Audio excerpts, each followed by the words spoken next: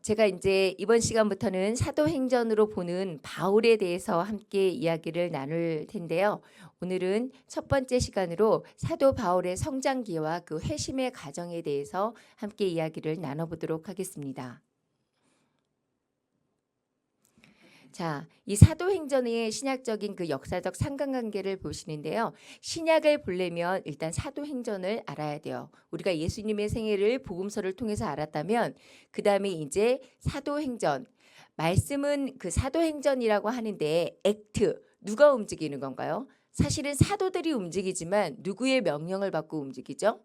누가 사실적으로 실제 일을 하시는 건가요? 성령님이 일하시는 그것을 다룬 것이 기록한 것이 바로 액트, 사도행전이라고 할 수 있습니다.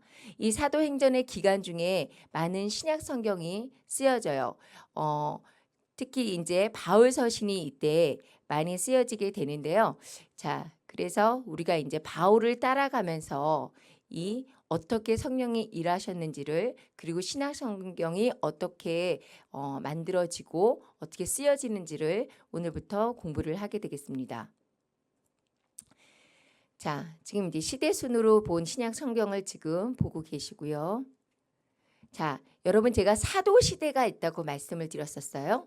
예수님이 승천하시고 나서 그때부터 AD 한 100년까지 사도 시대라고 우리는 부른다 이렇게 이야기를 했죠. 그게 이제 성령 강림 이후에 이제 사도들이 계속해서 복음을 전하면서 이루어지는 시기, 이 시기를 이야기하는데 이때 예수님의 제자들이 다 순교를 했습니다. 예수님의 제자들뿐만 아니라 정말 많은 사람들이 그 핍박과 박해에 순교를 하면서 믿음을 지켰던 시기가 이 시기예요. 그리고 초대 교회가 만들어지면서 우리가 지금 이 교회를 함께 이끌어 나가는 이 공동체 속에 있는데 많이 변질됐죠. 우리가 이 교회의 참 모습을 찾기 위해서는 이때 초대 교회의 그 모습을 살펴볼 필요가 있습니다.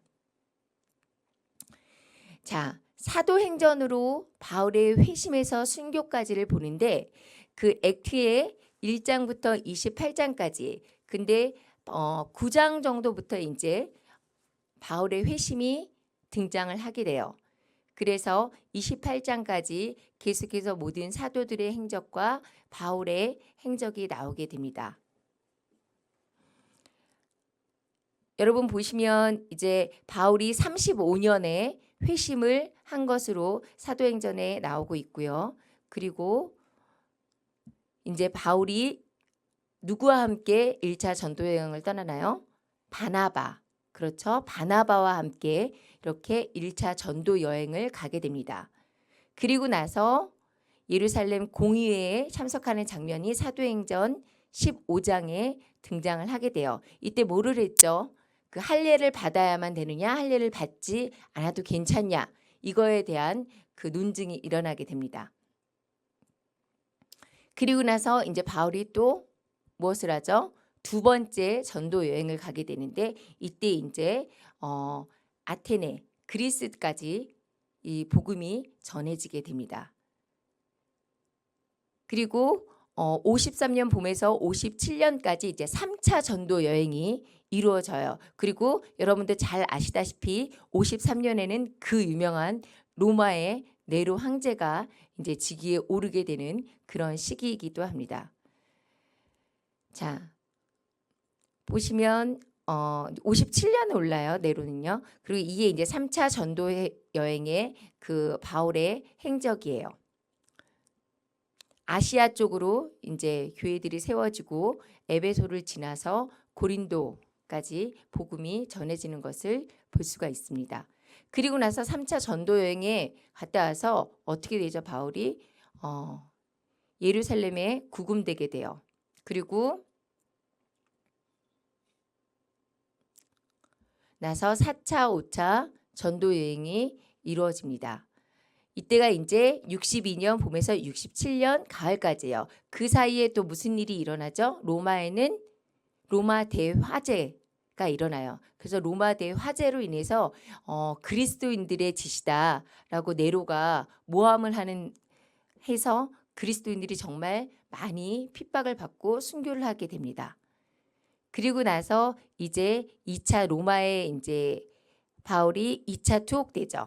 2차 투옥되면서 결국 참수형을 당해서 순교를 하게 됩니다.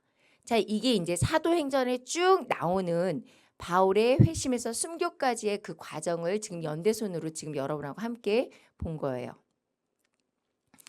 자, 그러면 이런 제가 지금 여기 이렇게 보면 쭉 연도를 써놨어요. 뭐 35년, 다메섹 사역 35년에서 37년 이런 걸 쭉 써놨는데 이 연대적 근거를 어디서 지금 찾아온 거냐? 여러분 궁금하시죠? 성경에는 몇 년도에 바울이 갔다, 몇 년도에 2차 여행을 시작했다 이렇게 나와 있지 않거든요. 그러면 이 연대적 근거기를 무엇을 가지고 우리가 볼 것이냐라는 것이에요.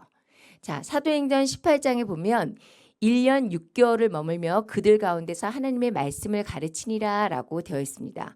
그리고 갈리오가 아가야 총독이 되었을 때에 유대인이 일제히 일어나 바울을 대적하여 법정으로 데리고 가다라는 이런 18장의 말씀이 있어요. 자, 지금 연대적 근거를 찾아가는 거예요. 자, 그러면 이 갈리오 총독이 임기가 시작된 때가 역사적으로 언제인가를 보면 되겠죠. 갈리오 총독이 임기를 시작했을 때는 51년 7월이에요. 이게 그냥 주장하는 게 아니고요. 지금 델피에서 갈리오 총독의 비문이 발견됐어요. 그런데 여기 이 돌 비문에 뭐라고 나왔냐면 갈리오가 클라디우스 황제에 의해서 57년 7월 2일에 임기 7월에 1년간의 임기로 총독에 임명됐다. 아가야 총독에 임명됐다라고 이렇게 나오고 있는 거예요. 자, 그러면 57년 7월에 유대인이 일어나서 바울을 대적해서 바울을 법정으로 끌고 갔다. 이게 이제 언제인지 알겠죠? 그래서 유대인이 바울이 법정으로 끌려간 때가 이때구나라는 거를 우리가 알 수가 있는 겁니다. 그리고 또 사도행전 18장에 보세요. 1절과 2절을 한번 봐보세요. 바울이 아덴을 떠나서 고린도에 이르렀어요. 아텐을 떠나서 고린도에 갔다고 되어 있어요. 근데 거기에서 누구를 만나요? 아굴라 만나죠. 예? 아굴라와 그 부인 만나잖아요. 거기에서 그런데 왜 이 아굴라라는 사람이 이때 고린도에 있었느냐라는 그 근거가 나오고 있어요. 본도에서 난 유대인의 한 사람인데 본도라는 지역에서 난 유대인의 한 사람인 아굴라라는 사람이 왜 고린도에 와 있냐. 그때 글라디오 황제가 모든 유대인이 로마에서 나가라.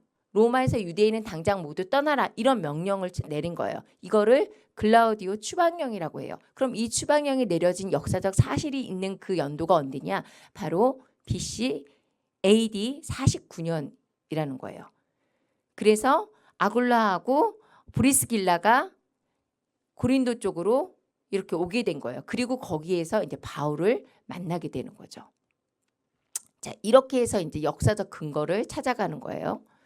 자, 그리고 또 갈라디아서 2장에 보면 14년 후에 내가 바나바와 함께 디도를 데리고 다시 예루살렘에 올라갔더니라고 되어 있습니다. 그러면 여러분 봐보세요. 14년 후가 과연 무엇이 14년 후냐? 그리고 예루살렘에 왜 올라갔냐? 그거를 알면 되겠죠. 언제 올라간 거냐? 바울이 예루살렘을 몇 번 갔단 말이에요. 그러면 언제 간 거를 지금 갈라디아서 2장에서 이야기를 했냐? 그러면 그 연대수를 찾을 수 있을 거 아니에요? 그러면 예루살렘에 왜 올라갔냐 봤더니 그 밑에 4절에 이는 가만히 들어온 거짓 형제들 때문이다라고 말씀하고 있습니다. 이 거짓 형제들이 뭐였어요? 믿음으로 구원을 얻는 것이 아니라 믿음 플러스 뭐가 있어야 한다? 할례. 믿음 플러스 할례를 받아야만 구원을 받는다. 예수님만 믿으면 구원을 받는 게 아니라 믿기만 하면 구원을 받는 게 아니라 여기에 뭘 해야 된다? 뭐 거룩한 행동 이게 아니고 할례. 유대인들은 태어나서 며칠째 할례를 받았죠. 8일째 될 때, 일주일 될 때 할례를 받았잖아요. 이 할례를 받지 않으면 구원을 받을 수 없다. 이런 엉뚱한 주장을 하게 된 거예요. 그러니까 이것에 대해서 바울이 가만히 듣고 안 되겠다. 이건 잘못된 것이다. 이러면 예루살렘에 이제 그 공의에 참석해서 이것에 대해서 논하고 이제 바나바랑 이야기를 하고 이랬던 과정이 그 예루살렘 공의회라는 거예요. 그러면 그 예루살렘 공의회에 언제 참석했냐? 14년 후에 참석했다는 거예요. 그럼 이 14년 후가 무슨 14년 후냐라는 거죠. 내가 로마에 간 지 14년 후냐? 아니면 내가 태어난 지 14년 후에 14살 때냐? 이런 과정이 남아있잖아요. 그런데 우리는 이거를 회심한 지 14년 후로 보고 있다는 겁니다. 회심한 지 14년 후에 예루살렘 공의회에 참석을 했다라고 보는 거예요. 그러면 49년에 예루살렘 공의회가 열렸어요. 그러면 14년 전이면 언제요? 35년. 그쵸? 그래서 바울의 회심이 35년에 있었다라는 거예요. 그래서 바울의 회심이 35년이다. 예수님이 십자가 사건이 있고 나서 한 2년 정도 있다가 바울이 회심을 하게 된다라고 이렇게 보고 있는 것입니다. 이걸 만약에 여러분 봐보세요. 내가 14년 후를 예수님이 돌아가신 후로 본다. 그러면 예수님이 33년에 돌아가셨다라고 대부분의 이제 성경학자들이 이야기를 하는데 33년 후에 14년 후면 몇 년도가 되겠어요? 47년이 되잖아요. 그러면 예루살렘 공의회하고 시간이 안 맞죠. 그러니까 이렇게 해서 바울의 사역의 그 연대기를 측정하고 성경과 맞춰서 이렇게 근거해서 이 연대기 근거를 제시하고 있는 겁니다. 자, 그리고 이제 바울과 이제 신약 성경의 관계를 보면요. 1차 전도 여행 때 어떤 서신서를 쓰죠? 갈라디아서. 이 재밌어요. 2차 전도 여행 때는 2개 써요. 데살로니가 전서, 데살로니가 후서. 1차 때는 1개 외우기 쉽습니다. 2차 때는 데살로니가 전서, 데살로니가 후서 2개. 그러면 3차 때는 몇 개 쓸까요? 3개 써요. 잘 보세요. 3개 써요. 고린도 전서, 고린도 후서, 로마서. 여러분 이거 외워야 돼요. 그래서 1차 때는 1개 쓴다. 갈라디아서. 2차 때는 데살로니가 전후서 2개 쓰고 3차 때는 몇 개 쓰냐? 3개 쓴다. 고린도 전서, 고린도 후서, 로마서. 그리고 이제 로마의 가택 연금돼요. 먼저 1차 로마 가택 연금 시기에 에베소서, 골로새서, 빌레몬서, 빌립보서 이제 목회 서신이라고 하죠. 이것을 쓰고요. 4차 전도 여행 때 디모데 전서, 디도서 써요. 그리고 2차 순교 전에 2차 로마에 투옥되는데 이때 디모데 후서 씁니다. 디모데 전서하고 디모데 후서하고 같이 쓰지 않아요. 디모데 전서 먼저 쓰고 디모데 후서 나중에 씁니다. 기억해 두세요. 자, 이거 연대표를 갖다가 세로로 해서 조금 더 이제 보기 쉽게 해놓은 건데요. 자, 우리가 이렇게 그 연대기 측정을 통해서 이렇게 볼 때 이제 로마 황제가 이제 가이우스일 때죠. 이제 바울이 응령에 태어났어요. 그리고 나서 이제 가말레의 문화에 들어가서 율법을 공부했다라고 성경에 나오고 35년도에 우리 연대 특정을 통해서 볼 때 35년도에 회심을 했다. 그리고 37년에 다메섹에서 아라비아를 방문한 후에 1차 예루살렘을 방문하게 돼요. 그리고 46년에 예루살렘에 이제 대기근이 일어나는데 그 안디옥 교회에 그 연보를 모아서 이제 전달하기 위해서 2번째로 예루살렘을 방문하게 됩니다. 그리고 이제 48년에서 49년에 안디옥 교회에 파송을 받죠. 이때 5명의 안디옥 교사의 그 리더가 있었어요. 리더가 있었는데 그 중에 2명이 성령의 부르심을 받아요. 그게 안디옥 교회를 처음에 이제 만들고 이끌었던 영적 지도자죠. 바나바와 바울. 이 2사람이 이제 성령의 부르심과 이끌림을 받아서 이때 이제 1차 전도 여행을 가게 됩니다. 그리고 이때 갈라디아서가 써지는데 갈라디아서가 뭐 1차 전도 여행 중에 썼다 또는 1차 여행 이후에 썼다. 이런 의견이 분분한데 일단은 1차 전도 여행을 갔다 와서 쓰여진 것으로 이렇게 보는 것이 맞습니다. 그 다음에 예루살렘 종교회의에 참석했다. 이 갈라디아서가 종교회의에 참석한 이후에 쓰여졌다. 이전에 쓰여졌다라는 그런 이야기도 이렇게 논의도 있는데요. 일단은 제가 볼 때는 예루살렘 종교회의에서 이게 이제 3차 예루살렘 방문인데요. 예루살렘 종교회의에서 아까 할례에 관한 논쟁이 있었다고 그랬죠. 근데 갈라디아서가 이 논증에 대해서 이야기를 하고 있어요. 그런데 종교회에서는 결정을 짓는단 말이에요. 근데 갈라디아에서는 결정을 짓는 게 아니라 바울의 생각을 이야기하고 있어요. 그래서 만약에 제 생각에 종교회의에 참석한 이후에 갈라디아서를 썼다면 우리가 종교회의에서도 이렇게 결정지었다라는 내용이 있을 것인데 그런 내용은 없어요. 그렇기 때문에 제가 보는 견해에서는 1차 전도여행을 갔다 온 이후에 이제 안디옥 교회까지 이런 문제들이 막 퍼지고 의견들이 분분하니까 이것들을 보고 이제 갈라디아서를 썼을 것이다. 이렇게 생각을 하고 있습니다. 자, 그리고 50년, 52년 사이에 이제 2차 전도 여행을 가요. 이때 2권 썼다고 했죠. 데살로니가 전서, 후서. 그리고 52년에 이제 2차 여정 보고와 나시린 서원 지키고자 4차 예루살렘 방문을 합니다. 그리고 이제 또 3차 전도 여행을 가죠. 이때 3권 썼다고 했어요. 고린도 전서, 후서, 로마서. 그리고 57년에 이제 예루살렘을 다시 방문해서 여기서 체포가 되죠. 그리고 가택 연금된 상태에서 이제 목회 서신을 쓰게 되고요. 4차 전도여행, 이제 5차 전도여행, 그리고 이제 64년에서 68년 사이에 로마에 2차 투옥되게 됩니다. 그리고 참수형을 당하게 되죠. 자, 여러분 그러면 바울이 이렇게 많은 서신서를 쓰고 아마 신약 성경에서 제일 많이 썼죠. 바울을 모르고는 신약을 이해할 수가 없어요. 예수님을 모르고는 복음서를 이해할 수가 없습니다, 여러분. 그렇죠? 우리가 복음서를 읽으면서 누구의 생애를 쫓아가요? 예수님의 생애를 쫓아가요. 그러면서 예수님이 어떤 분이고 예수님의 우리에게 무엇을 전하고자 하시는지를 우리가 깨달을 수가 있어요. 그러면 이제 이 그 뒤에 사도행전과 이 서신서를 보면서 우리가 어떻게 예수님의 제자로 살아가는지, 예수님의 제자들이 어떻게 사는지를 알 수가 있는 거예요. 그래서 이제 이 바울을 누구인가를 보면 이제 사도행전을부터 시작을 해야지 되는 거죠. 자, 바울이 누구인지 한번 이 바울의 성장기와 회심의 과정을 본격적으로 보도록 하겠습니다. 자, 여러분 바울이라고도 하고요. 사울이라고도 해요. 도대체 뭐가 맞는 걸까요? 둘 다 맞는 거예요. 그런데 사울에서 바울로 이름이 바뀌죠.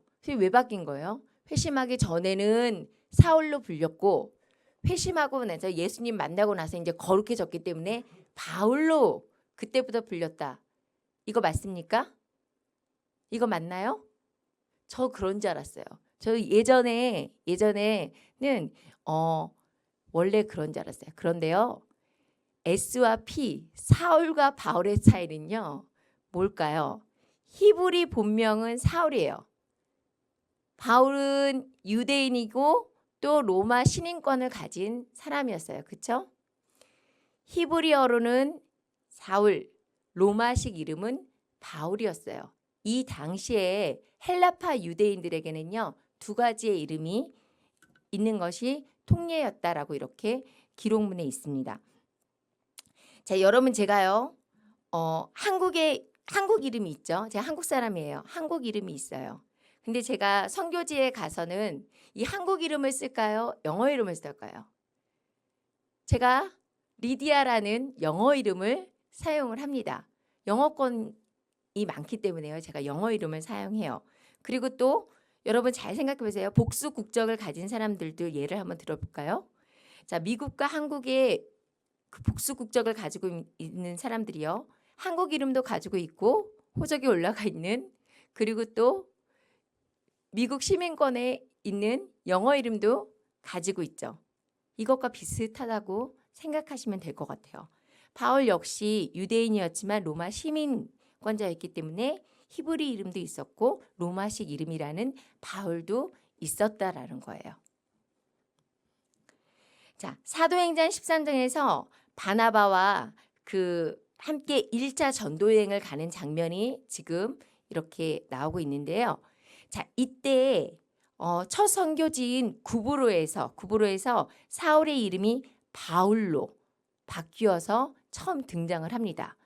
바울이라고 하는 사울이 성령에 충만하여 그를 주목하고 이렇게 기록되어 있는 게 지금 보이시죠? 자, 즉 이방 전도를 시작하면서 이제 사울이 자기가 이제 이방 전도를 쉽게 하기 위해서 자기 영어 이름을 이야기해야 될 거 아니에요. 그래서 나는 바울이다. 이렇게 이야기를 하면서 전도한 것이 아닐까 이렇게 추측이 돼요. 자, 그러면 바울은 어떤 외모를 가지고 있었을까요?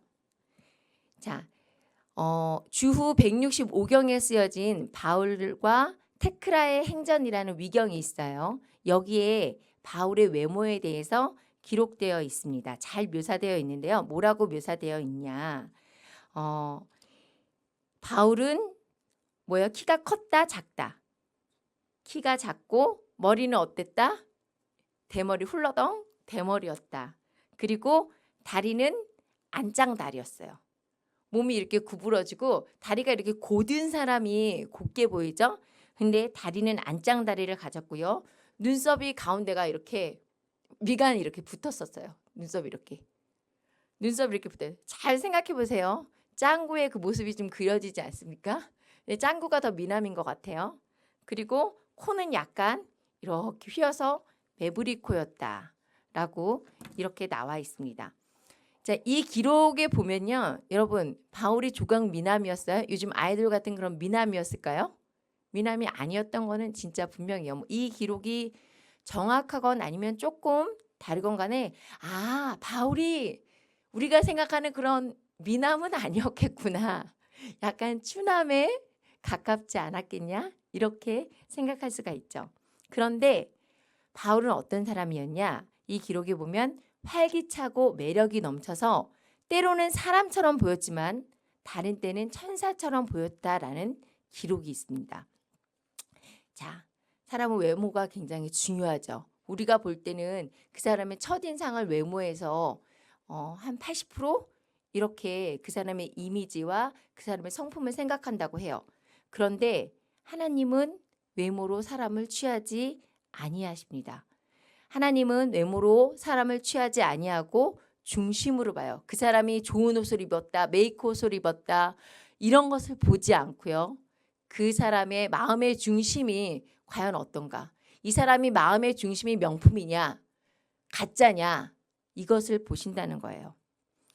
하나님은 이렇게 외모가 별로 뛰어나지 않은 바울을 선택해서 정말 인류 역사상에 전무후무한 그런 사역자로 세우셨고요. 이방인에게 복음을 전하는 예수님의 명령을 바울은 순종하게 됩니다. 자, 제가 지금 여러분 이렇게 쭉 보고 있는데요. 바울보다 외모가 떨어지는 분은 없는 것 같아요. 외모에 있어서만큼은 조금도 뒤지지 않는 우리에게도 하나님의 구원의 그 뜻이 있다는 것을 여러분 꼭 기억하시기를 축복합니다. 자, 이제 바울의 성장 배경을 한번 보겠습니다. 바울의 성장 배경은 사도행전 22장 3절에 나는 유대인으로 길리기아 다소에서 났고 자기가 다소에서 태어났다라고 밝히고 있어요. 이 성에서 자라. 이 성은 예루살렘 성이에요. 지금 예루살렘 그 사람들에게 말을 하고 있는 거거든요. 그 예루살렘 성에서 자라서 가말리엘의 문화에서 공부했대요. 가말리엘이라는 그 사람의 교육생이었다라고 말하고 있습니다. 우리 조상들의 율법에 엄한 교훈을 받았고 율법대로 살았다는 거예요. 그리고 너희 모든 사람처럼 하나님에 대해서 열심히 있는 사람이었다라고 이렇게 자기 자신을 설명하고 있습니다. 자, 이게 이제 그 유대인 성전이죠. 그 이스라엘 성전에서 유대인들에게 사울이 끌려 나와서 성전에 나와서 천부장에게 잡힌 뒤에 백성에게 말하는 그런 장면입니다. 바울이 어디에서 태어났다고 했어요? 다소. 네, 다소는 길리기아에 있어요. 지금 여기 잘 보시면 길리기아에 다소라는 수도가 있었다는 것을 알 수가 있습니다. 자, 이 다소가 어떤 곳이었는지 우리가 알아볼 필요가 있는데요. 다소는 정치의 도시였고요. 경제의 도시였어요. 그리고 종교적으로는 다소에서 발생한 그 당시의 화폐를 보면 은하에 어떤 그림이냐면 바알이 그려져 있어요. 그리고 다르스가 새겨져 있어요. 그러면 여기에 어느 신을 숭배했다? 바알신, 우상 숭배가 만연했던 그런 도시라고 할 수가 있습니다. 그리고 당시 그 다소는요, 교육의 도시라고 또 볼 수가 있는데요. 그 스토아 철학이 교육 문화의 주류를 이루고 있었고요. 또 대학교가 있는 곳이 바로 이 다소입니다. 그리고 다소 대학이 굉장히 유명했어요. 아주 인류 대학이 다소에 있었기 때문에 다소 대학에서 배출된 사람들은 로마에 가서 가르치는 역할을 했어요. 그래서 다소를 교육의 도시다. 이런 엘리트를 배출하는 그런 도시가 바로 다소였다라는 거예요. 다소에는 또 헬라인, 로마인, 유대인들이 이렇게 섞여 살았고요.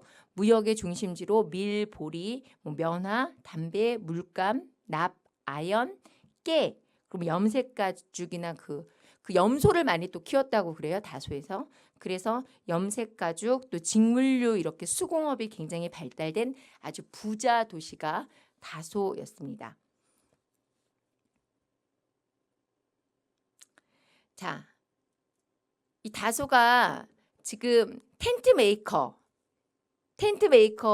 다소 이 다소에서 바울의 직업은요 텐트 메이커였어요. 텐트를 만드는 사람이었는데 다소 지방이요 그 염소를 키우는 그런 일을 많이 했다고 말씀을 드렸잖아요. 그래서 털과 가죽으로 이렇게 천막을 만들거나 방석을 만드는 그런 면방직 공업의 중심지가 다소였습니다. 그래서 바울의 가정에서도 이런 직물업 천막을 만드는 그런 일을 했던 걸로 보여져요. 그런데요, 당시에 이 천막은 군인들의 이동 거주지 그리고 유목민들의 거주지로 아주 유용한 그런 물건이었어요. 그 천막이 굉장히 중요한 그런 물건이었다는 거죠. 그런 천막을 만드는 직업이 바로 바울의 직업이었습니다. 자, 이게 지금 이제 다소에 남아 있는 바울의 생가의 모습이에요. 여러분 지금도 계속해서 이 바울의 생가를 보존하고 발굴하고 있다고 하는데요. 여기 보면 바울의 생가 앞에 우물이 있는 것을 알 수가 있어요. 그러면 그 집에 당시에 이렇게 우물이 있다라는 거는 그 집이 굉장히 부자였다라는 것을 알 수가 있습니다.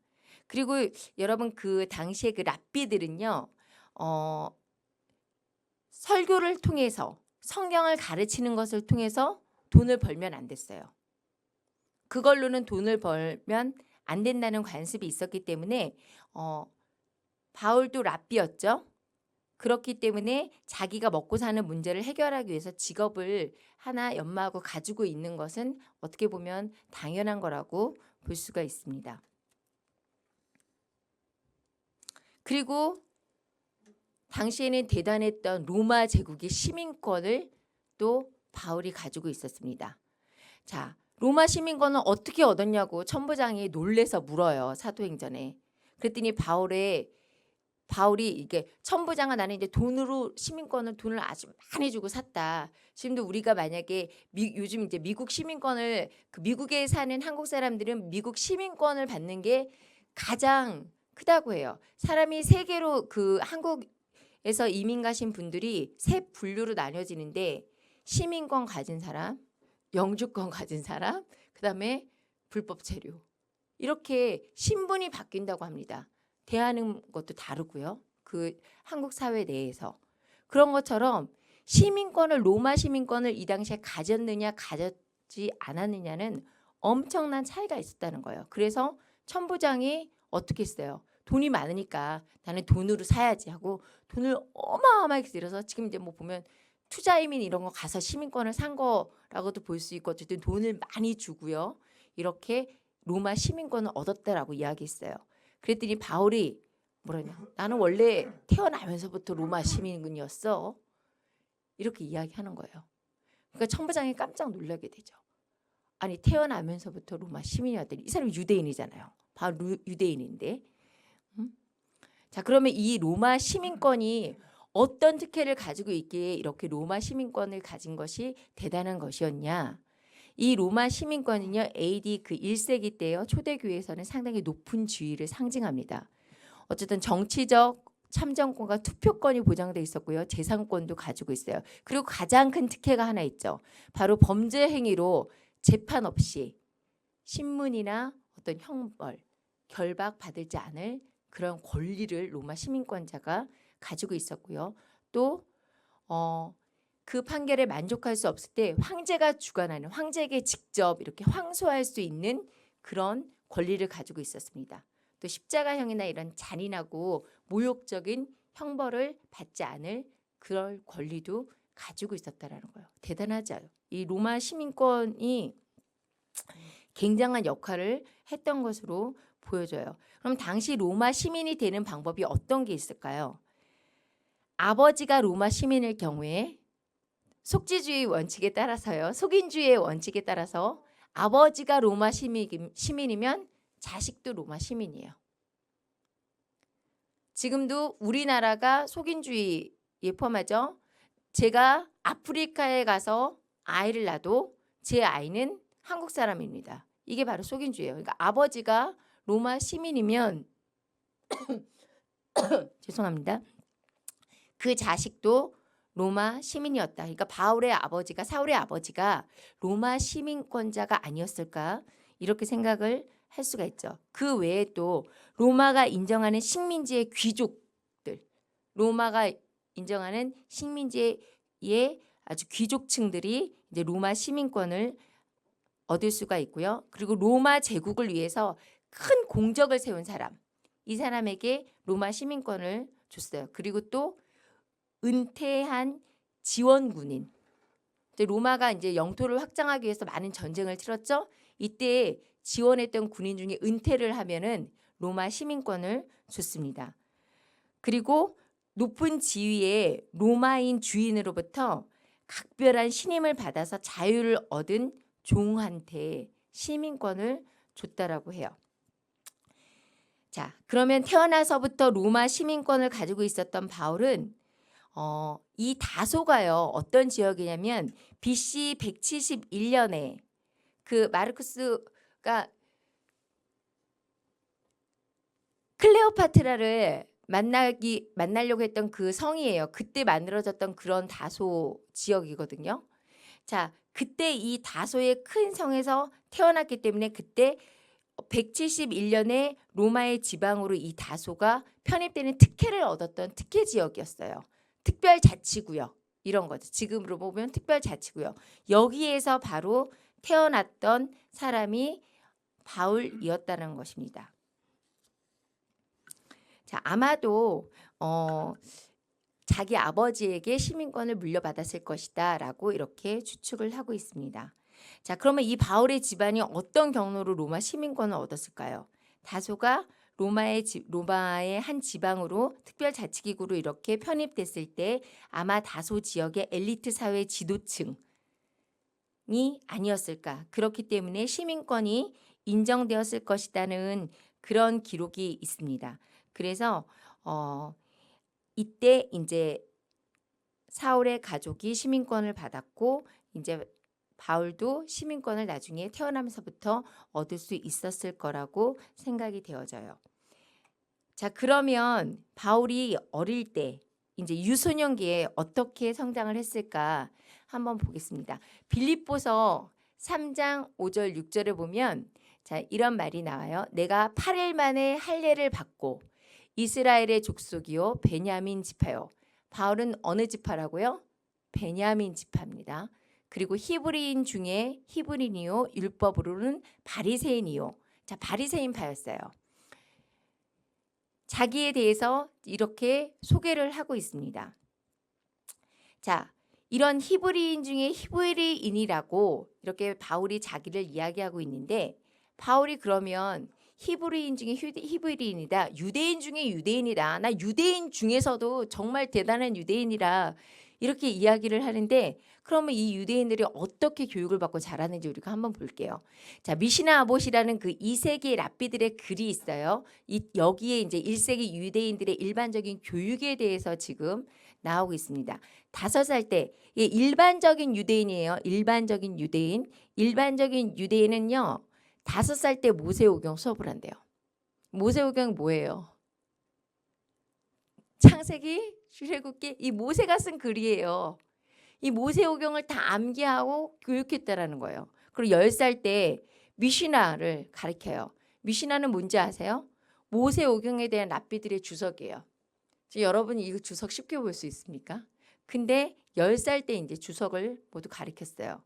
그리고 13살 때 바르미츠바라고 해갖고요, 계명에 복종하는, 내가 계명을 지키고 살겠다라는 이 서약을 하게 됩니다.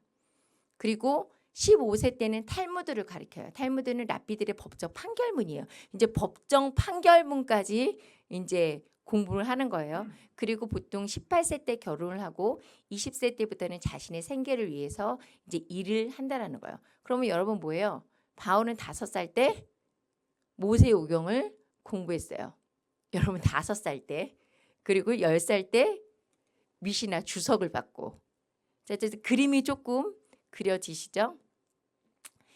자, 사도행전에 보면은 계속해서 이 율법의 엄한 교훈을 받았다고 돼 있는데, 자, 데이빗 비빈이 쓴 그 유대인의 눈으로 본 예수라는 그 책에서 보면은요, 1세기 회당은 토라와 구전 문학을 공부할 수 있는 베트세파르, 지금 베트세파르가 지금의 초등학교예요. 그 1세기 회당의 모습을 지금 그려주고 있거든요. 그리고 중등학교 베트 미드라시가 자체적으로 있었다라고 이야기를 하고 있습니다. 그리고 정식 교육은 12세 때 끝나고 재능 있는 학생들은 베트 미드라시에서 학업을 계속해서 이어갔다라고 이야기하고 있는데요. 그리고 또 이 베트 미드라시에서 아주 뛰어난 사람들, 뛰어난 학생들, 영재들을 발굴해서 그 영재들은 집을 떠나보내서 아주 유명한 랍비와 함께 공부할 수 있는 기회를 준 거예요. 그러니까 유학 보낸 거죠. 유학을 보냈다는 거예요. 그런데 바울이 어떤 사람이었어요? 예루살렘에서 당시에 가장 뛰어난 랍비 중에 랍비이고 바리새인파의 지도자였던 가말리엘에게 아래에 들어가서 공부를 했다라고 이렇게 나와 있는 거예요. 가말리엘 문화에서, 지금 이거 바울이 증거하고 있는 거죠. 바울이 내가 가말리엘 문화에서 공부한 사람이야, 율법을 공부했어 라고 말하고 있는 겁니다. 자, 그러면 6세 이전에 어떻게 됐어요? 바울이 부모에게 율법을 의무적으로 배웠겠죠. 그리고 자, 문법학교, 지금 초등학교예요. 세파르에서 12살 때까지 배우고 13세에서 18세까지는 중등학교 고등율법학교 베트 미트라시에서 배우고, 그 다음에는 이제 아카데미 학교라는 게 있어요. 그래서 문법학교와 고등율법학교 이제 교사를 양성하는 사립 이제 사범대학 같은 그런 데가 있는데, 이제 바울은 거기서 더 나아가서 아주 유명한 랍비의 그런 문화생이 됐다라는 것을 알 수가 있습니다. 자, 이 바울이 가말리엘의 제자였는데 당시 다소에도 아까 교육도시로 분명히 대학교가 있다라고 제가 말씀을 드렸죠. 그런데도 바울은 최고의 율법학교 가말리엘의 그 율법학교에서 율법을 배웠다고 기록되고 있는데, 자, 이 가말리엘이 그럼 누구냐? 랍비 중에 최고의 랍비라고 이렇게 말할 수가 있는데요. 히랍 학문 스토아 그 철학을 연구한 학자고요. 유대의 권위자였습니다. 아마도 바울은 13살쯤에 다소에서 이렇게 예루살렘으로 가서 이 가말리엘의 율법 학교에 들어갔던 것으로 이렇게 보여져요. 자, 그 사도행전 5장에 여러분 가말리엘이 등장을 해요. 사도행전 5장을 한번 펴보시면 그 34절에 그 바리새인 가말리엘은 율법 교사로 모든 백성에게 존경받는 자다라고 이렇게 이야기를 하고 있습니다. 이 5장의 모습이 뭐냐면 베드로와 사도들이 이렇게 붙잡혀서 공의회에 이렇게 붙잡혀 가죠. 그래서 이제 베드로와 사도를 공의회 의원들이 죽이려고 막 합니다. 이때 가말리엘이 딱 일어서서 말을 해요. 자, 베드로와 사도들의 행동의 계획이 사람에게 온 것이면 실패할 것이지만 만에 하나 그것이 하나님께로 온 것이라면 하는 일을 막을 수 없을 것은 물론이고 잘못하면 여러분이 하나님을 따르는 사람들이라고 자청하는 우리들이 하나님과 맞서 싸우는 것이 된다라고 충고하는 그런 모습이 사도행전 5장에 그려지고 있습니다. 이 가말리엘이 어떤 사람이었다고 여러분 보아져요? 굉장히 현명한 그런 사람이었다라는 것을 여기에서 볼 수가 있습니다. 자, 바리새인파의 이 가말리엘이 들어가요. 그런데 어떻게 기록되고 있냐면요. 자, 이 가말라엘은요. 유대인에게 3명의 가장 사랑받는 그런 랍비가 있어요. 그런데 이 3명의 그 랍비 중에 한 명인 랍비 힐렐의 손자가 바로 가말라엘이에요. 그리고 유대인 랍비들의 모임은 탄나임의 최고의 지도자였고요. 로마 식민지인 그 유대 자치회의죠. 그 사드레인 공회의 회원으로 AD 25년에서 50년에 이르는 기간 동안 자기 학파를 이끈 사람이 바로 가말리엘입니다. 그 힐렐 학파는요. 당대 그 대척 관계에 있다는 샴마이 학파보다 더 관대하고 율법주의적이었어요. 그런데 이 가말라엘이 힐렐 학파에 속하죠. 그리고 또 랍반 마스터, 랍비라는 칭호를 받은 첫 번째 사람이 바로 가말리엘이에요. 사람들이 이 가말리엘을 두고 율법의 영광이라는 그런 칭호로 부릅니다. 그래서 가말리엘 랍반이 이 세상을 떠난 후에 율법은 끝났다라는 말이 탈무드에 기록되어 있을 정도고요. 자, 정말 많은 사람들이 이 가말리엘을 존경하고 이렇게 따랐던 것을 볼 수가 있어요. 자, 이 가말리엘도 사내들인 공의회 회원이었는데 사울도 역시 사내들인 공의회 회원이었습니다. 이 당시의 랍비들은요, 사울을 어떤 청년으로 봤을 것 같아요. 자, 정말 사울이 유능하고 열심이었고 자기의 그 유대교 그 고대의 그 신앙을 옹호하는 사람이기 때문에 큰 희망을 쟤는 해도 뭔가를 할 거야. 제가 앞으로 우리를 이끌어야 돼. 우리의 그 영적 지도자가 될 것이야. 이렇게 큰 희망을 사울을 통해서 보고 있었다는 거예요.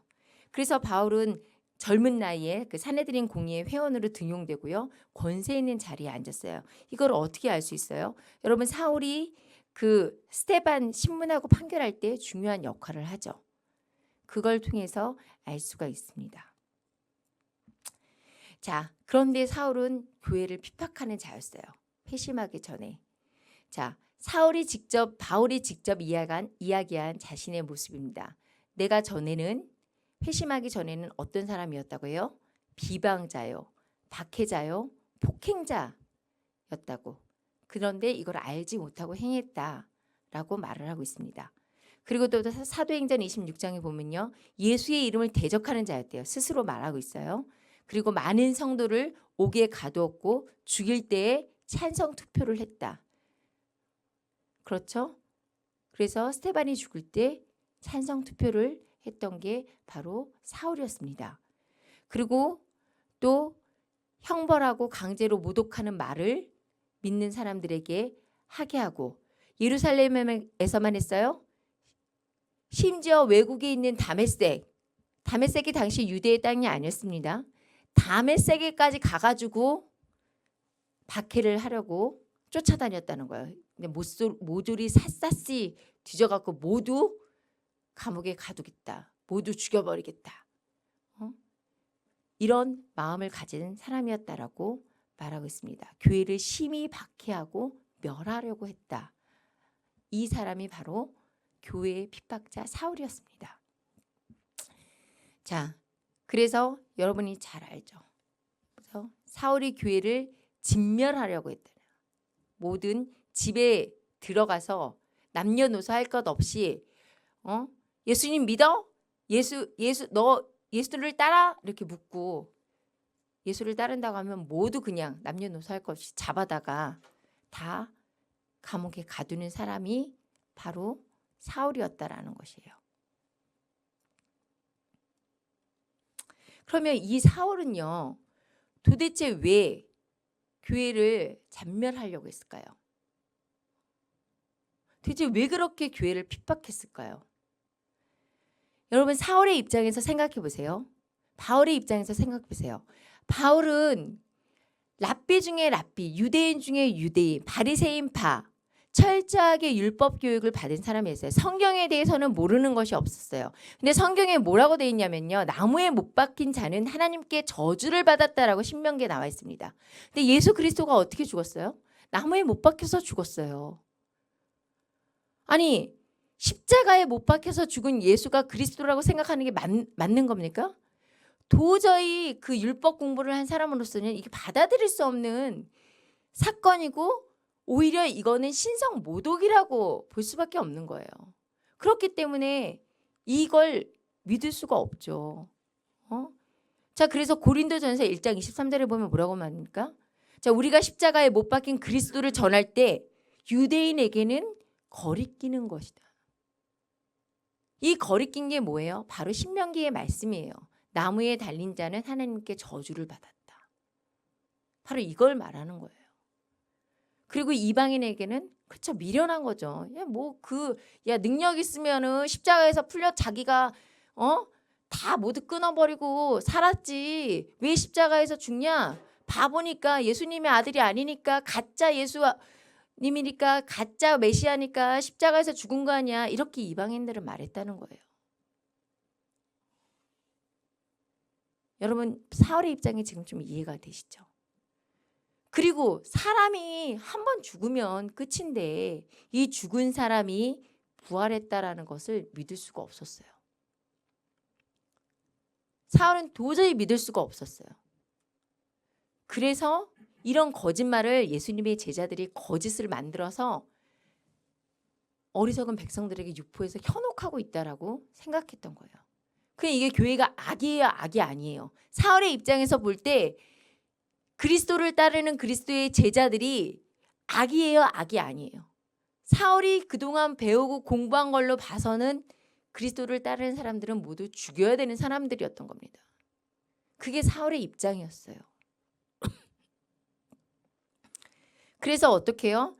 예루살렘에 있는 모든 성도들을 잡아들인 것뿐만 아니라 피해서 도망간 사람들까지 쫓아가죠. 그래서 다메섹으로 이제 쫓아가는 겁니다. 이 당시에 다메섹은요, 그 나바티안 왕국의 통치를 받고 있었어요. 그런데 이 나바티안 왕국의 통치를 받았지만 이 다메섹까지 관리할 수 있는 그런 권한의 능력이 없었어요.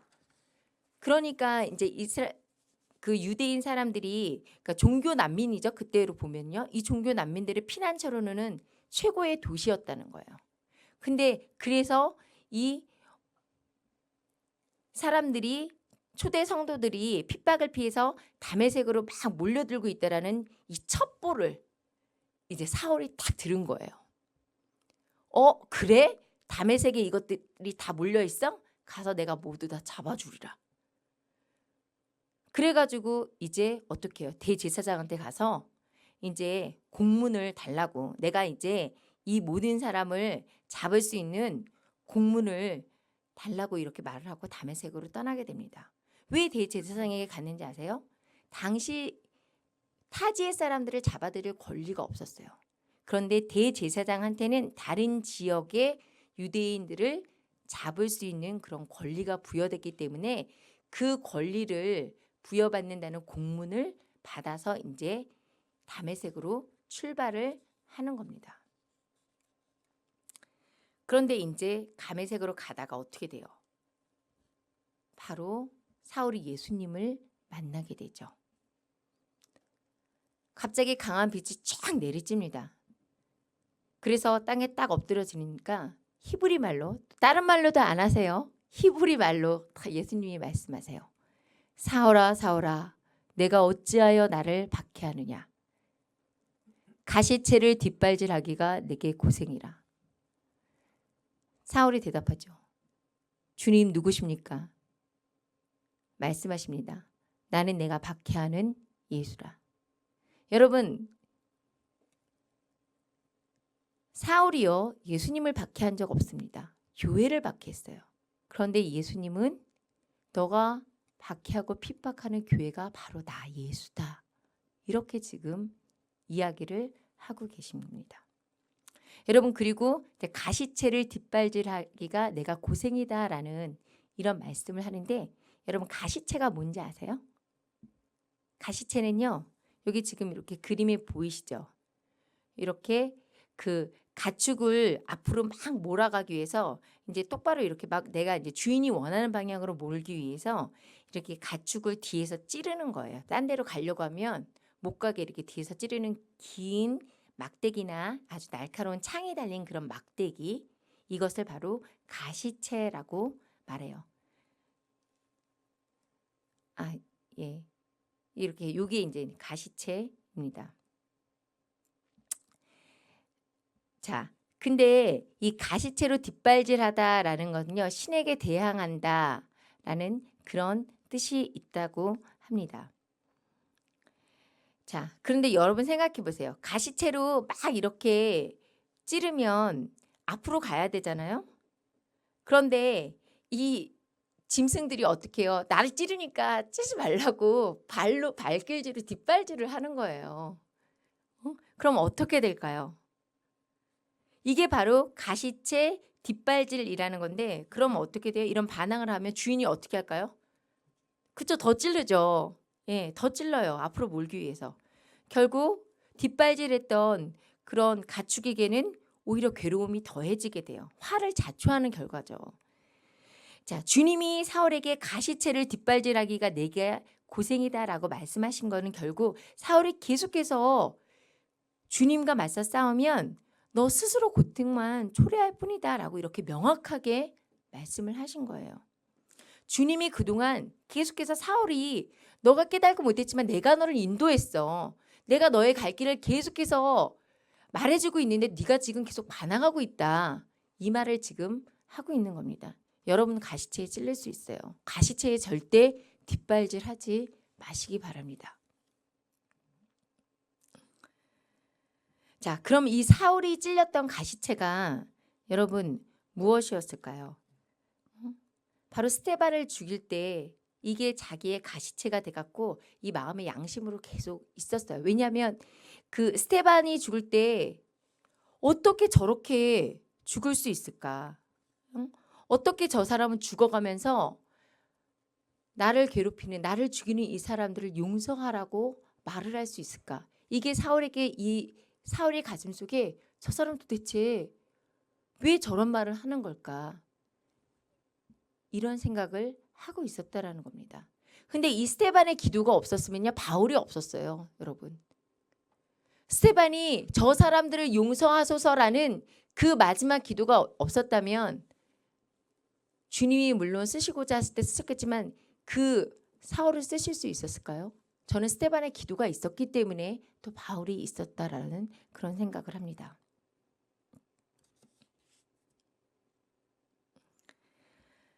자, 그리고 이제 이 다메섹 두상에서 예수님을 만났을 때 자신의 그 가시채가 무엇인지 확실하게 사울이 깨닫게 됐을 겁니다. 자, 뭘 깨달았어요?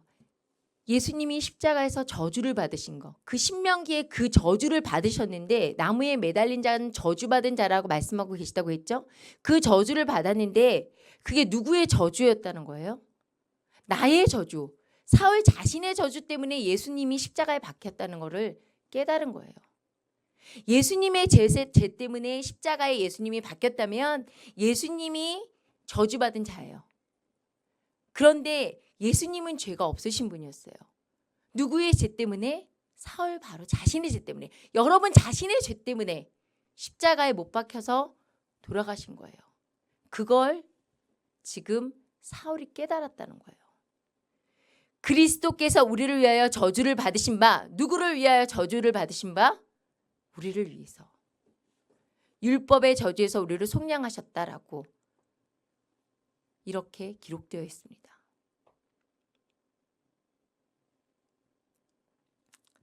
자, 이렇게 주님을 만났는데 눈이 멀어요. 그래서 사람들이 이렇게 붙잡아서 다메섹에 들어가게 되죠. 눈을 떴는데 아무것도 보지 못해서 사흘 동안 먹지도 마시지도 못하면서 이 시간 뭐를 했을까요? 그동안 자신의 죄를 회개하며 예수님이 나를 어떻게 이끄셨나 그것을 생각하고 예수님을 만나는 시간을 사울이 가졌어요. 금식하며 그 시간을 가지고 있었습니다. 이때 이제 예수님의 제자인 그 아나니아를 부르시죠. 그리고 환상 중에 아나니아를 부르셔서 이제 가서 사울이라는 사람이 있으니까 자, 지금 이게 이제 화면이 지어졌는데요. 주님께서 뭐라고 말씀하셔요? 직가라는 거리로 가서 그 유다의 집에서 다소 사람 사울이라는 사람을 찾으라 이렇게 이야기를 합니다. 이제 여기 뒤에 보이는 게 이제 지금 직가라는 그런 거리인데 지금도 있어요. 이 다메섹에 가면 직가라는 거리가 있습니다. 이 직가라는 거리에서 이제 이렇게 곧장 이렇게 동서로 이렇게 쭉 난 길이 바로 직가라는 그런 길이라고 해요. 여기에 가서 이제 다섯 사람 사울이라는 사람을 찾으라고 이렇게 말씀하시는데 이때 한번 아나니아가 돼보세요. 이 환상 중에 분명히 예수님이 나에게 아니 누구를 찾으라고요? 누구요? 사울이요? 내가 이 사람 이름을 어디서 들어봤는데 내가 이 사람 이름을 분명히 아는데 아니 우리 그리스도를 따르는 사람들을 모두 죽이려고 잡아들이는 사람이 사울인데 지금 그 사람을 찾아가라고 이렇게 얘기하시는 거예요. 이런 그 사울의 편판을 잘 알고 있었던 아나니아라면 주님의 이런 지시를 받고 어떤 생각이 들었을까요? 굉장히 당황했겠죠. 그런데 뭐라고 말씀하세요? 주님은 이런 아나니아에게 내가 택한 그릇이다라고 이렇게 이야기를 합니다. 내가 택한 그릇이야. 잠만 말고 가. 아나니아는 주님의 뜻을 알 수 없었어요. 그렇지만 주님의 명령대로 가서 이제 사울에게 안수하게 됩니다. 여러분, 그 사울에 대한 주님의 관점과 아나니아의 관점이 어떻게 달랐을까요? 자, 오늘 그 여러분이 함께 본 그 사울의 그 성장 배경을 보면요. 이방인과 임금들과 뭐 이스라엘 자손들에게 복음을 전파하기 위해서 사실은 사울이 준비되고 있었다라는 것을 알 수가 있습니다. 왜요? 여러분 사울은 어떤 사람이었다고요? 최고의 성경 전문가. 5살 때 모세오경을 배웠다니까요.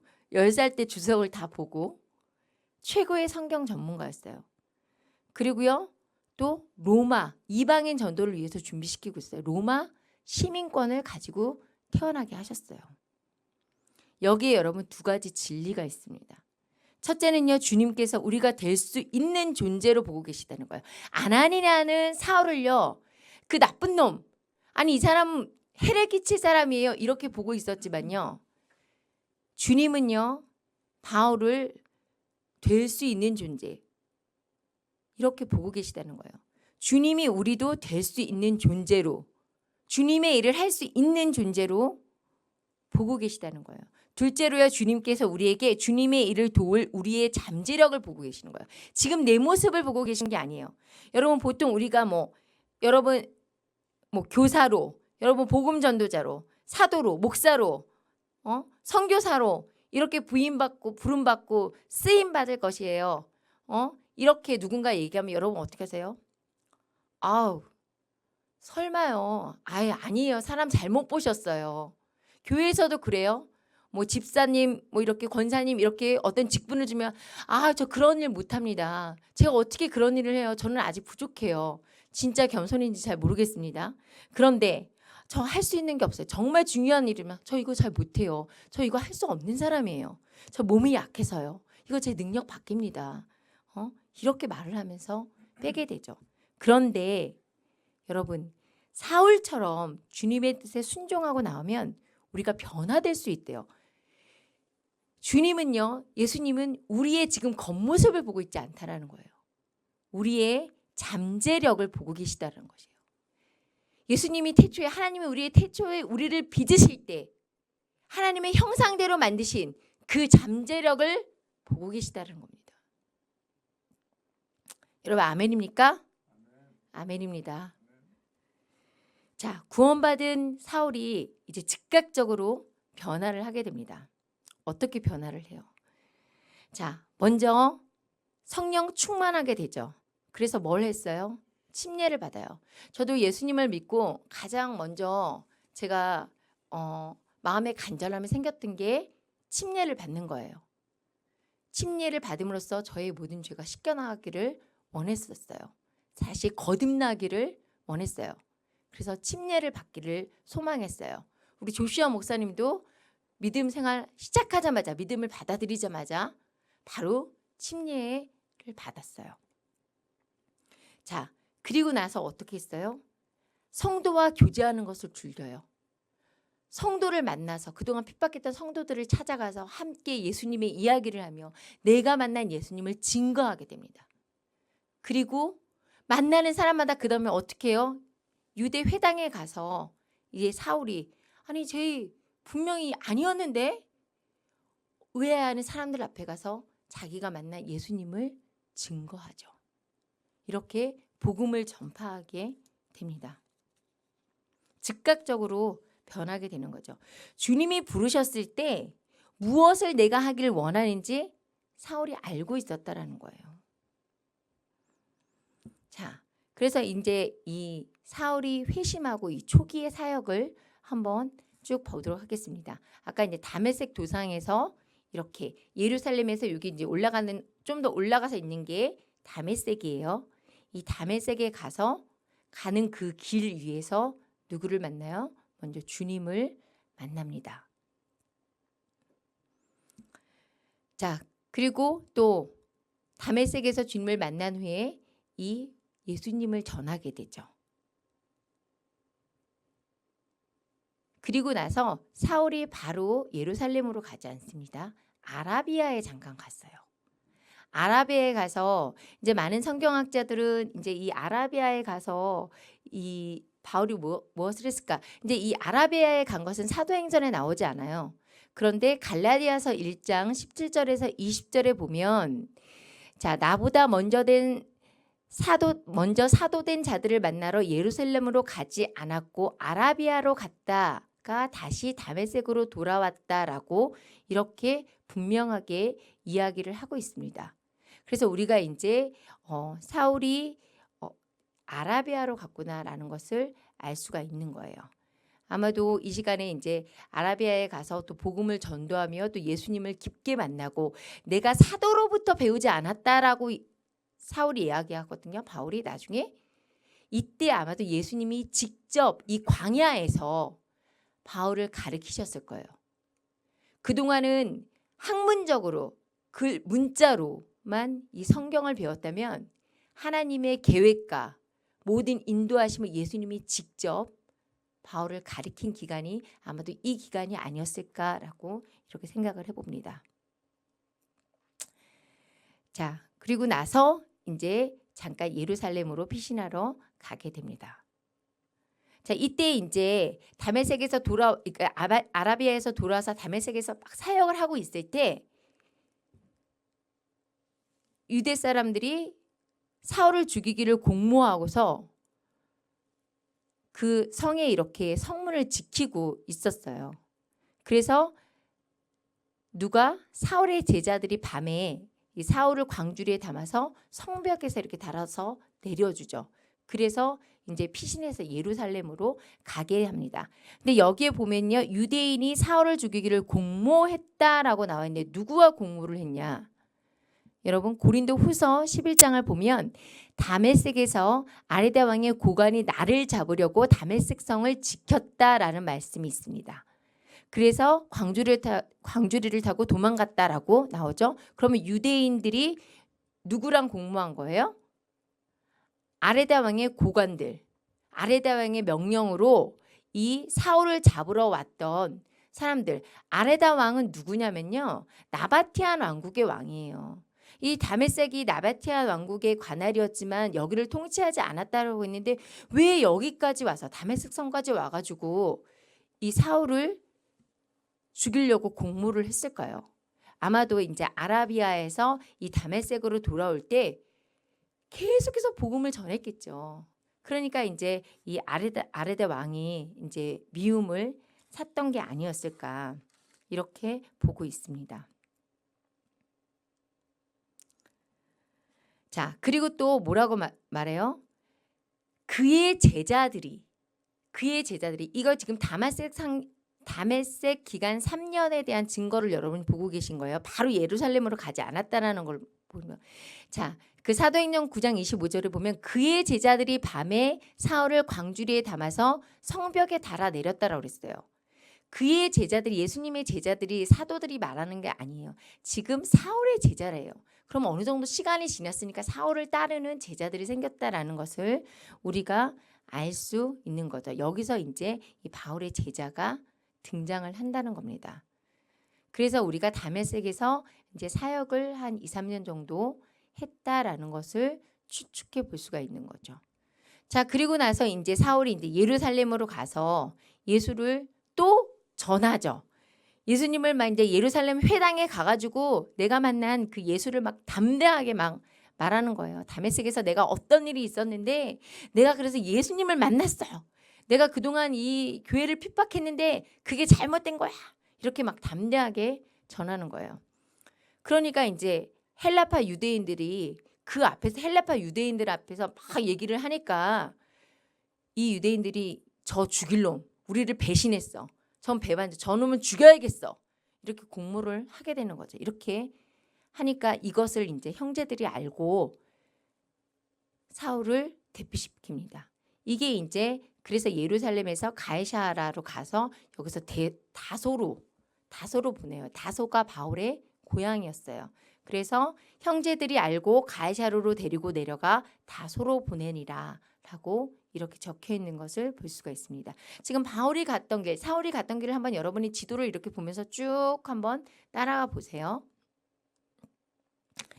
자, 그랬는데 그리고 나서 그러니까 바나바와 사울이 이방 지역에 최초로 세워졌던 이 안디옥 교회에서 동역을 하게 돼요. 예루살렘에 바나바가 있었어요. 이 바나바가 안디옥 교회에 보내집니다. 당시에 스데반의 일로 말미암아서 사람들이 이렇게 흩어져서 유대와 사마리아 그 땅을 벗어나서 이제 계속해서 복음을 전하게 되는 사건이 일어나게 되죠. 그때 여러분 봐보세요. 19절입니다. 스데반의 일로 일어난 환란으로 말미암아 흩어진 자들이 베니게와 구브로와 안디옥까지 이르러서 여보세요. 안디옥까지 갔대요. 여기 구브로는 여기 섬이에요. 지금 구브로 섬인데 요 안디옥까지 가서 예수를 전파했다라고 말씀하고 있습니다. 안디옥에 예수님이 전파되니까 예루살렘에서 이 소식을 사도들이 들었어요. 그래서 어떻게 해요? 바나바를 보내서 이 안디옥 교회를 격려해야겠다 하고 바나바를 지금 수리아 지역에 있는 안디옥으로 보낸 거예요. 자, 그랬는데 이제 바나바가 가서 안디옥 교회를 이렇게 격려하면서 함께 지내다 보니까 성도 수가 엄청나게 늘어나게 됩니다. 성도 수가 늘어나다 보니까 율법 교사가 필요하겠다는, 성경을 제대로 가르칠 수 있는 교사가 필요하다는 생각을 해요. 그래서 누구를 이때 생각하죠? 사울을 생각하게 돼요. 근데 사울이 지금 어디 있어요? 다소에 있잖아요. 그러니까 이 바나바가 사울을 찾으러 다소로 가요. 사울을 찾으러 다소에 가서 안디옥으로 데려오게 됩니다. 그리고 나서 이제 1년 동안 안디옥 교회에서 같이 이렇게 동역을 하게 되는 거예요. 그러면 이 당시에 안디옥은 수리아 안디옥이 어떤 지역이었냐면요. 여러분 그 로마의 3대 도시가 있어요. 첫 번째가 어떤 도시예요? 수도 로마죠. 가장 큰 로마. 그 다음에 두 번째 도시가 데살로니가. 그리고 세 번째 도시가 안디옥. 지금의 터키 안타키아 지역이에요. 근데 이 안디옥은요. 이렇게 지금 보시면요. 이렇게 실리키아라는 실피우스라는 산에 이렇게 둘러싸여진 그런 도시예요. 그리고 굉장히 이렇게 동굴들이 그 실피우스 산에 이렇게 동굴들이 많은 것을 볼 수가 있어요. 이 동굴에 이제 숨어서 핍박받으면서 안디옥 교회 그 사람들이 예배도 드리고 함께 모여서 교회를 이루어 갔다라는 것을 알 수가 있습니다. 지금 이 동굴이 보이는데요. 동굴이 굉장히 낮아요. 허리를 굽히고 이렇게 간신히 들어가야지 들어갈 수 있는 그런 동굴들인데 또 그 통로의 길이도요. 굉장히 길어서 한 4km 정도 이런 길이 좁은 길을 이렇게 막 들어가서 가다 보면 이제 넓은 곳이 나오는 거예요. 이 넓은 공간에서 이제 초대교회 성도들이 그 핍박과 환난을 피해서 함께 예배드리고 이랬던 장소입니다. 이게 함께 이게 동굴 속이에요. 예배를 드리는 장면이에요. 지금도 이 터키 지역에 가면은 이 베드로 동굴교회라고 해서 베드로가 와서 말씀을 전했다고 하는 베드로 동굴교회가 있는 것을 볼 수가 있습니다. 자, 그러면 수리아 안디옥 교회는 어떤 곳이었냐? 여러분, 그 안디옥 교회는요. 예수님의 그 지상 명령이죠. 땅 끝까지 복음을 전해라. 이 복음을 전하는데 크게 쓰임 받은 그런 교회였습니다. 우리가 이 안디옥 교회에서 배울 점이 있어요. 여러분 먼저 그 안디옥 교회를 누가 세웠는지 아세요? 안디옥 교회를 누가 세웠는지 여러분 알고 계시나요? 자, 베드로는 어디에 복음을 전했어요? 유대의 복음을 전했어요. 유대 땅의 복음을 전했어요. 그러면 사마리아의 복음을 전한 사람은 누구였어요? 빌립 집사가 사마리아의 복음을 전했어요. 그럼 수리아 안디옥에는 누가 복음을 전했어요? 수리아 안디옥이 아까 조금 전에 우리가 읽었죠? 안디옥 볼 때 그 사도행전 11장 19절에 보면 나와요. 이름이 없어요. 구브로와 구레네 몇 사람이 안디옥에 가서 헬라파 유대인들에게 복음을 전했다라고 이렇게 이름 없는 무명의 예수님을 따르는, 그런데 예수님을 따르다가 핍박받아서 도망가는 이런 몇몇 성도들로 인해서 세워진 곳이 바로 안디옥 교회라는 거예요. 자, 이름도 빛도 없이 이렇게 교회를 세우고 헌신되어진 그런 성도들이 만든 교회가 바로 수리아 안디옥 교회였습니다. 자, 그런데 이런 안디옥 교회는 하나님의 말씀을 가르치고 배우는 데 헌신된 교회였어요. 바나바가 격려차 갔을 때 어떤 성경을 가르쳐야겠다는 생각을 하고 사도 바울을 찾아죠. 다소에 있었다는 것은 알았지만 다소의 집에 사울이 그냥 있었던 게 아니에요. 다소에서 그 샅샅이 뒤져서 이때 이제 다소를 정말 샅샅이 뒤져갖고 복음을 전하고 있는 사울을 찾아서 바나바가 이제 안디옥에 가서 성경을 가르친 거죠. 그리고 나서 또 5명의 교사가 세워져요. 그리고 나중에는 수단 다른 사람들과 함께 안디옥 교회가 가르침을 받습니다. 점점 늘어나고 성장하는 것을 볼 수가 있죠. 한 사람으로 인해서 운영됐던 교회가 아니라는 거예요. 그리고 세상 사람들과 구별되는 교회였습니다. 이 안디옥 교회는요. 여러분, 바나바 사울이 1년 동안 성도를 가르쳤을 때 그제서야 뭐라고 했다고요? 여기 보면 있어요. 큰 무리를 가르쳤고 제자들이 안디옥에서 비로소 그리스도인이라 일컬음을 받게 되었다라고 이렇게 말씀하고 있어. 그리스도인이라고, 크리스찬이라고 이렇게 불림을 받았대요. 크리스찬이 무슨 뜻이에요? 그리스도에 미친 사람이란 뜻이에요. 당시에 좋은 말이 아니었어요. 크리스찬이라고 말하면요. 크리스찬에 말하면은 저 미친 예수쟁이 이런 뜻이었다라는 거예요. 사람들이 왜 이 안디옥 교회 성도들을 미친 사람이라고 조롱했을까요? 여러분 왜 그랬을 것 같아요? 달랐기 때문이에요. 예수님을 믿고 안디옥 교회 성도들이 달라졌기 때문이에요. 변화됐기 때문입니다. 예수님을 믿어도 일반 다른 사람들과 다르지 않다면 뭐 놀림을 당하거나 핍박을 받지 않겠죠. 그렇게 받을 이유가 없겠죠. 구원을 받았어. 나 예수님 만났어. 나 예수님 믿어서 교회 다녀. 이렇게 말하면서 세상하고 똑같이 산다면 여러분 왜 비난을 하겠어요? 저 사람 나랑 똑같은데. 그런데 달라지면 뭐라고 얘기해요? 야, 남들 다 교회 다녀. 왜 너만 유별나게 그래? 너 도대체 유난 좀 떨지 마. 이렇게 이야기를 하죠. 아니, 남들 교회 다녀도 술 다 마시는데 왜 너만 교회 다녀서 예수님 믿어서 술 안 마신다는 거야 도대체. 남들도 제사 다 지내거든. 그냥 참석해서 제사 지내면 되지 왜 집에 분란을 만들어? 이렇게 얘기합니다. 아, 나 예수님 만나서 나 이제 PC방 같은 데 안 갈 거야. 이렇게 하면 야, 뭐 PC방이 뭐 특별한 거냐? 가서 좀 노는데 뭐 어때서 그래? 이렇게 또 얘기하죠. 나 이제 예수님 믿어서 강남의 유명한 클럽 안 갈 거야. 음란물 안 볼 거야. 오락 싫어. 뭐 동성애 그거 절대 포용할 수 없어. 정말 예수님을 믿으면 안 되고 못하는 게 정말 많아집니다. 누구든지 또 예수님을 만나면요. 누구를 만나도 예수님만 이야기하고 싶어요. 그렇죠? 여러분 그런 경험이 있을 거예요. 예수님에 대해서 이야기를 하고 싶어요. 교회에 대해서 이야기를 하고 싶어요. 학교 친구 엄마들 만나서 아이들 얘기, 학교 선생님 얘기, 다른 아이 얘기 하고 싶지 않습니다. 그런 시간이 너무 아까워져요. 여러분, 이런 사람들을 요즘 뭐라고 해요? 근본주의자, 예수쟁이, 율법주의자 이렇게 이야기를 하죠.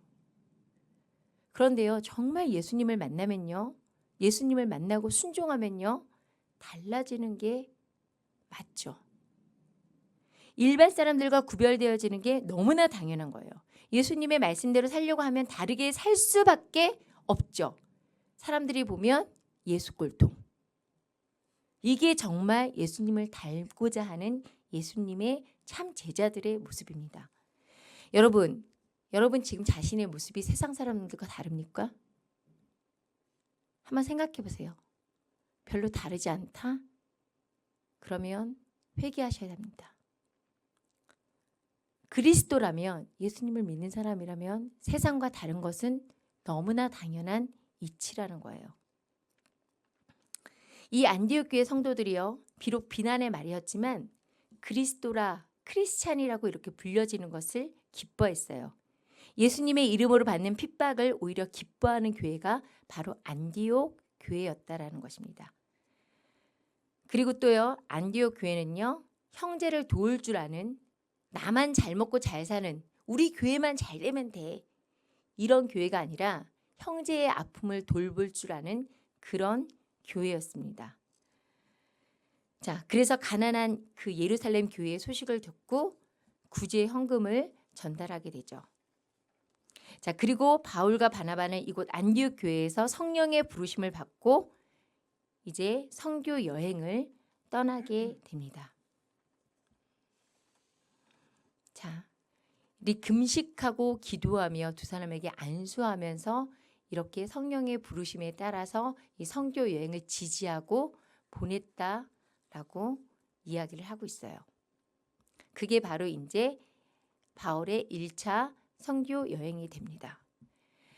자, 여러분 하나님이 왜 바울을 선택하셨을까요? 아까 우리가 바울의 외모에 대해서 봤죠. 바울이 누가 봐도 눈에 띄는 미남이어서 넌 진짜 외국인처럼 생겼어. 정말 잘생겼어. 외국에 나가면 진짜 호감형이야. 그래서 세우셨어요? 아니에요. 외모를 취하지 아니하시고 중심을 보시는 하나님께서 그 중심을 보시고 사울을 취해서 이방인 전도자로 세우게 된 것입니다. 여러분, 제가 아까도 말씀드렸지만 여러분 전부 제가 지금 보기에 선남 선녀 분들이세요. 주신 각 달란트도 특별하십니다. 운동 잘하고요. 운동 여기 잘하는 친구도 있고 또 컴퓨터를 아주 잘 다루는 친구도 있죠. 또 다른 사람들의 그 속마음까지 또 꿰뚫어 보는 그런 통찰력을 가지신 분도 있습니다. 또 음식을 잘 만드는 분도 있고요. 다른 사람의 마음을 좀 편하게 해주는 그런 능력을 가지고 있는 분도 있어요.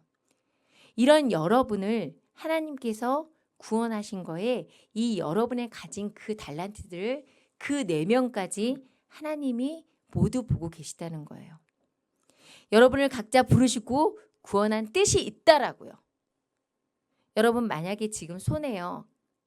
찰흙이 2덩어리 있다라고 한번 상상해 보세요. 한쪽에는 말랑말랑한 찰흙이고요. 한쪽은 딱딱하게 굳어진 찰흙 덩어리가 있다라고 상상해 보십시오. 여러분 지금 뭔가를 만들려고 해요. 말랑말랑한 찰흙을 사용하는 것이 좋을까요? 아니면 딱딱하게 굳어진 찰흙을 사용하는 것이 좋을까요? 두 개는 어떤 차이가 있을까요? 바울은 가시채로 뒷걸음질 치는 황소 같은 그런 고집쟁이였지만 예수님을 만났을 때, 예수님이 부르셨을 때 이 의와 고집을 내려놓는 말랑말랑한 찰흙이 됐어요. 여러분은 예수님이 부르실 때 말랑말랑한 찰흙입니까? 아니면 딱딱해서 그냥 다 만지면 바스러지고 마는 그런 찰흙입니까? 여러분 지금 주님께서 내가 정말 이 세상을 살아가면서 가정에서, 학교에서 또는 직장에서 무엇 하기를 원하는지 한번 물어보세요. 예수님은 뭐라고 말씀하세요? 자신의 십자가를 지고 자신을 따르라, 나를 따르라 라고 이야기하고 있습니다. 사도 바울은요, 주님을 만나고 즉시로 주님의 음성에 순종해서 예수님을 따라서 이것 재고 저것 재고 이렇게 하지 않았다는 거예요. 여러분 마지막 때는요, 지금 마지막 때죠. 예수님이 곧 오십니다. 여러분이 살아생전에 예수님이 다시 오시는 것을 볼 수도 있고 그렇지도 않을 수 있지만 지금이 마지막 때라는 것은 누구나 공감하고 인정할 수밖에 없는 때예요. 이 마지막 때에 필요한 게 있어요. 그게 뭔지 아세요? 절박함. 마지막 때는요, 배도가 배도로 생각되어지지 않아요. 이런 엄청난 미혹이 와요. 각 종교 지도자들이요, 옳은 말을 하고 있는 것 같은데 성경이 이상하게 변질되어 있어요. 진리가 왜곡되어지고 있어요. 진리를 선포하는데 진리가 아니에요. 이런 미혹이 가득해요. 죄가 간용해요. 죄가 죄로 인정되지 않아요. 아니 너만 왜 유별나게 그래. 진짜 9세대. 그게 요즘 무슨 죄야. 요즘 다 그렇게 살아. 오히려 죄라고 주장하면요, 율법주의자라고 비난받아요. 근본주의자라 테러리스트라고 비난받아요. 이 마지막 때는 그런 때예요. 여러분 이 마지막 때에 사도 바울처럼 그리고 안디옥 교회 성도처럼 말씀에 더 민감해지고 세상과 구별되어지지 않는다면요, 끝까지 이기는 자가 될 수가 없습니다. 마지막 때에 이것을 이기고자 하는 절실함이 없고 간절함이 없으면 이길 수가 없어요. 여러분 이 마지막 때는요, 진리를 벗어나지 않는 그 분별력이 절실해야 돼요. 그리고 또 세상의 악이 너무나 당연해서 이렇게 죄가 세상에 만연할 때 죄에 민감할 수 있는 그런 민감함에 또 절실해야 돼요. 그 민감함을 달라고, 그 분별력을 달라고 절실하게 여러분이 예수님께 매달려야 됩니다. 그리고 이 순결을 끝까지 지킬 수 있어야 되겠다라는 그런 절실함과 간절함이 있어야 돼요. 내가 죄성에 빠지지 않게 해달라고, 죄를 이기게 해달라고 간절하게 그 성령님을 찾아야 되는 그런 간절함이 있어야 된다는 거예요. 그리고 또 뭐가 있어야 돼요? 예수님이 명령하신 것, 세상 끝까지 복음을 전하라고 말씀하신 그 말씀에 순종할 수 있는 그런 절실함을 또 가지고 있어야 된대요. 그 절실함으로 복음을 전하면, 그렇게 그런 절실함으로 세상의 악들을 이기고 나가면 여러분, 마지막 날 심판주로 오시는 예수님이 여러분을 장하다 작지만 충성된 나의 종아라고 안아주실 거라고 믿습니다. 그리고 그렇게 참된 예수 그리스도의 제자된 삶을 살아가기를 예수님의 이름으로 축복합니다.